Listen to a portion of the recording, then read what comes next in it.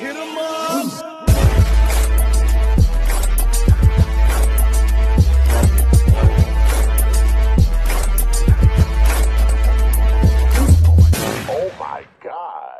baraya, kumaha, daramang bray, mugia sing sarehat sadayananya. Kali ini saya akan menceritakan alur film horor perjurigan duniawi lagi yang berjudul Hidayah tahun 2023. Menceritakan tentang azab seorang santriwati yang berubah menjadi pocong dan meneror seisi kampung. Oh iya bray, di sini Mimin akan menjelaskan filmnya dengan singkat dan padat aja ya, menggunakan teknik Mimin yaitu teknik skripsi. So tong loba lalila deui bray. Seperti biasa, geura siapkeun cikopai, ut bray jeung bondai, dan selamat lalajo. Pelan-pelan Pak Sopir. Pelan-pelan. Pendahuluan dari film ini, kita akan diperkenalkan dengan para tokoh yang ada di dalam film. Para tokoh tersebut akan Mimin kelompokkan menjadi tokoh antagonis dan juga protagonis, yang dimana para tokoh protagonis tersebut terdiri dari Bahri, Ratna, Hasan, dan juga Kiai Fatah.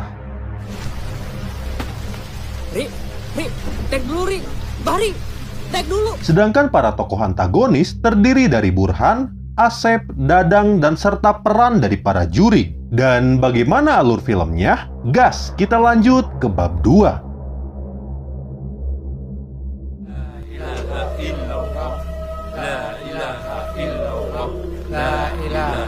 Di awal film, kita melihat para warga yang sedang memakamkan seorang jenazah wanita bernama Ratna. Di antara para warga tersebut, rupanya hanya ada satu orang saja yang berani untuk menemani jenazah Ratna ke dalam liang kubur. Iya, orang tersebut bernama Bahri. Dirinya merupakan pemuda alim yang memiliki ilmu agama yang cukup baik. Namun sayang, sejenak dirinya pun dibuat ngegibrik parah ketika melihat jasadnya Ratna yang malah melotot dan susah untuk dikuburkan, bray.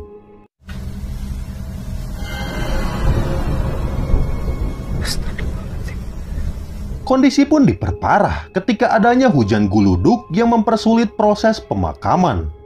Sebenarnya dosa apa yang sudah dilakukan si Ratna ini ya? Kita lanjut dulu.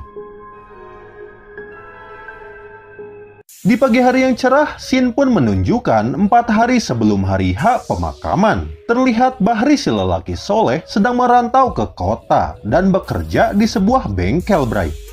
Ya bentar bang, udah beres belum tuh? Udah, tapi mesinnya masih susah di starter. Ya namanya belum beres dong itu. Dan di tengah Bahri yang sedang gawe, tiba-tiba dirinya pun dihampiri oleh seorang pelanggan. Yang rupanya dia adalah teman Bahri di saat dirinya berada di pesantren. Iya, laki-laki tersebut bernama Hasan. Dirinya yang datang ke kota rupanya membawa berita yang kurang baik, bray. Yang dimana dirinya menceritakan bahwa doi Bahri yang bernama Ratna sedang sakit parah. Dan penyakit itu bukanlah penyakit biasa, melainkan penyakit gaib cenah guys. Mendengar hal tersebut, Bahri pun sempat rewas sejenak. Dan dirinya yang mantan tukang ruqyah profesional pun bingung untuk memutuskan pulang kampung atau tidak. Pamit ya. Assalamualaikum. Waalaikumsalam. Singkat cerita, malam pun tiba. Bahri yang masih rungsing, dirinya pun akhirnya memutuskan untuk tidur. Namun, baru saja dirinya berniat untuk hees santuy,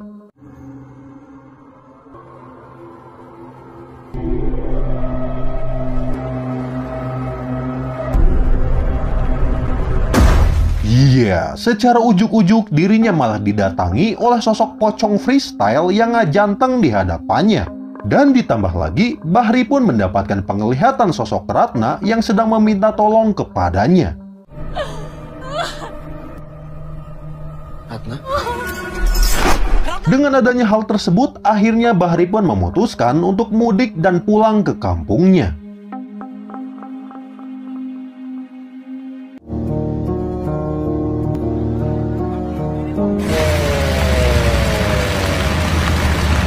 Seiring berjalannya waktu, Bahri yang mudik menggunakan bus akhirnya sampai di kampung halamannya yang bernama Desa Mekarwangi. Dan setibanya di sana, dalam kondisi hujan, Bahri yang tidak memiliki rumah pun akhirnya harus beristirahat di pondok. Terlihat dirinya yang sudah tidak pulang akhirnya mendapatkan sambutan yang sangat baik dari Kiai Fatah. Pak Kiai pun menjelaskan bahwa Bahri ini adalah murid kesayangannya Bray, dan dirinya sangat pandai sekali dalam ilmu agama dan juga ilmu ruqyah. Kiai Fatah pun rupanya sudah mengetahui maksud dari kedatangan Bahri ke kampung ini, yang dimana dirinya bermaksud untuk mengobati teman lamanya yaitu si Ratna. Cukup amazing sekali ya Pak Kiai ini. Assalamualaikum Pak Bahri. Waalaikumsalam. Di dalam lamunannya, Bahri pun sesekali mengingat masa lalunya bersama Ratna, yang dimana mereka berdua dulunya memiliki rasa satu sama lain, Bray. Namun karena Ratna yang tidak ingin pacaran, dirinya pun memutuskan untuk ta'aruf saja. Dan sayangnya, Bahri pun rupanya belum siap akan hal tersebut. Ditambah lagi, hubungan mereka pun malah terganggu oleh seorang pria galing bernama Asep. Karena, Neng, tungguan atuh Neng. Ulah gitu atuh Sep sopan. Ngajakan ta'aruf. Mana yang sesuai syariat, mana yang cuma ngikutin hawa nafsu. Emang mana kira teh?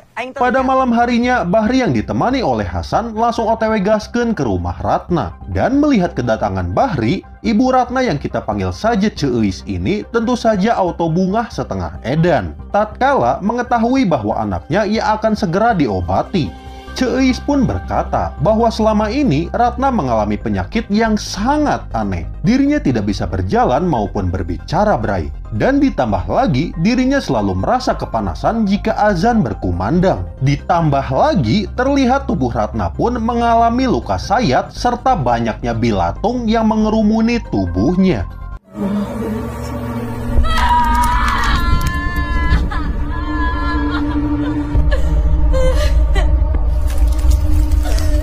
Melihat kondisi Ratna, Bahri pun sontak auto ngagibrik seawak-awak. Dirinya pun tidak menyangka bahwa doinya ini akan bernasib buruk, Bray. Namun dengan niat baik serta ketulusan hatinya, Bahri pun perlahan meruqyah Ratna yang membuatnya pun sedikit tenang. Bismillahirrahmanirrahim. Ar-Rahman wa nasta'in. Maliki yaumiddin. Matal mustaqim waladhdallin. Namun sayang, Bray, rupanya iblis di dalam tubuh Ratna pun belum pergi. Dan dirinya malah meneror Bahri dan mengajaknya untuk adu mekanik di luar rumah.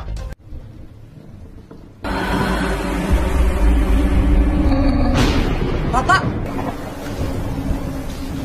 Neng! Rata! Anu tipis Bahri. Dan dengan bantuan LDR doa dari Kiai Fatah, alhasil Bahri pun menang dan membuat si iblis pun akhirnya kalah.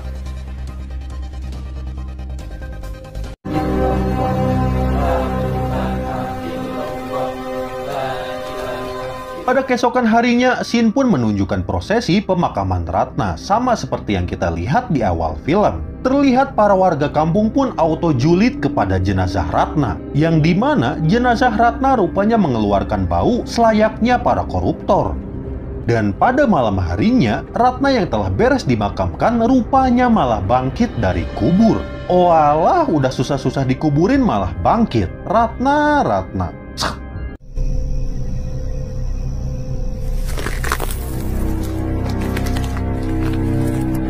Dengan adanya hal tersebut, Ratna yang bangkit dari dalam kubur, dirinya pun mulai menebar teror kepada penduduk desa.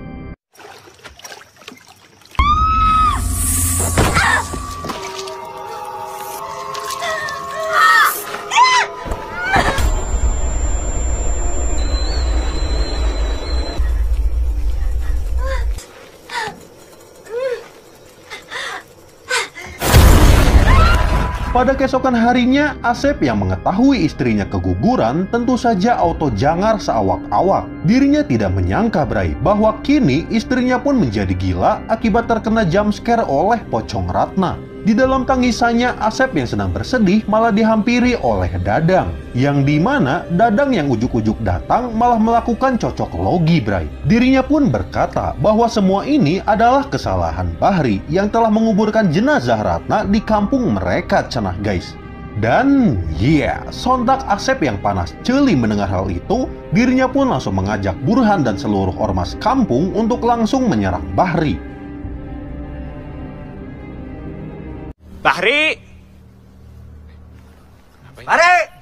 Setibanya di sana, mereka pun langsung mengontrok si Bahri dan berniat untuk mengusirnya dari kampung.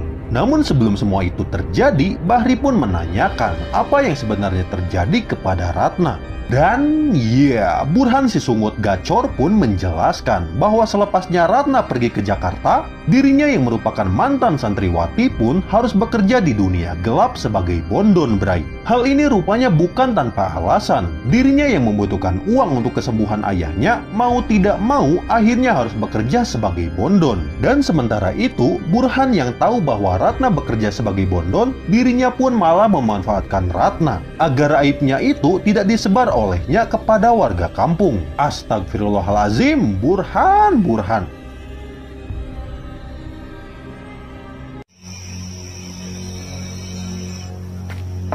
Assalamualaikum. Waalaikumsalam. Singkat cerita, malam pun tiba. Seberesnya dari acara demo, Burhan yang pulang ke rumah, dirinya secara ujuk-ujuk malah mendengar suara misterius yang memanggilnya dari arah hutan.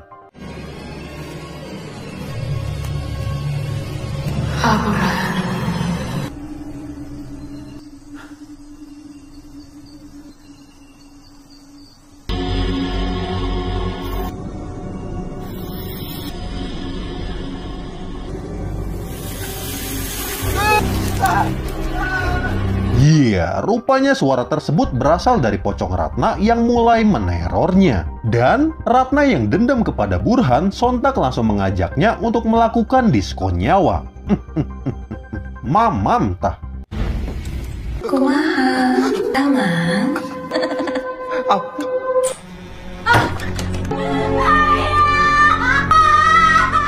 Tidak berhenti di situ, Bray. Tiap malam, pocong Ratna pun dengan giatnya meneror para warga yang telah berurusan dengannya.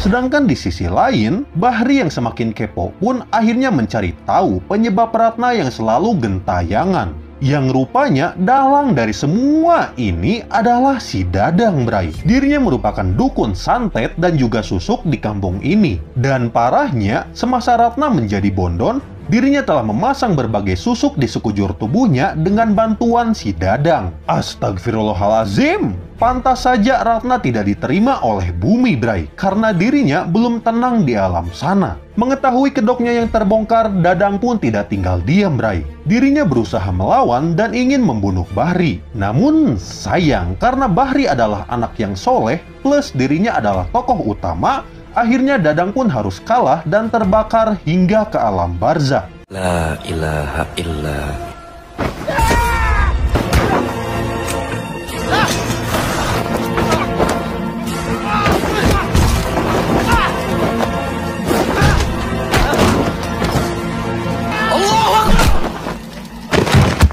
Dengan adanya hal tersebut, di ending film, arwah Ratna pun akhirnya berhasil terbebas dari susuk. Dan akhirnya dirinya pun bahagia di alam sana, Bray. Hingga film pun tamat.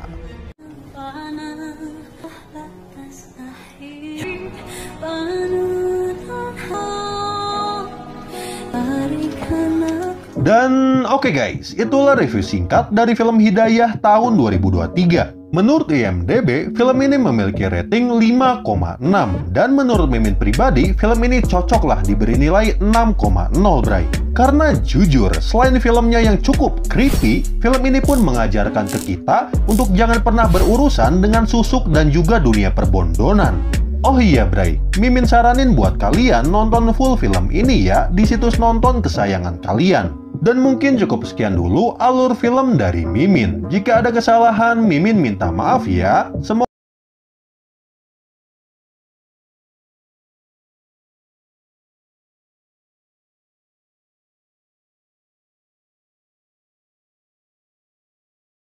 Hit 'em up.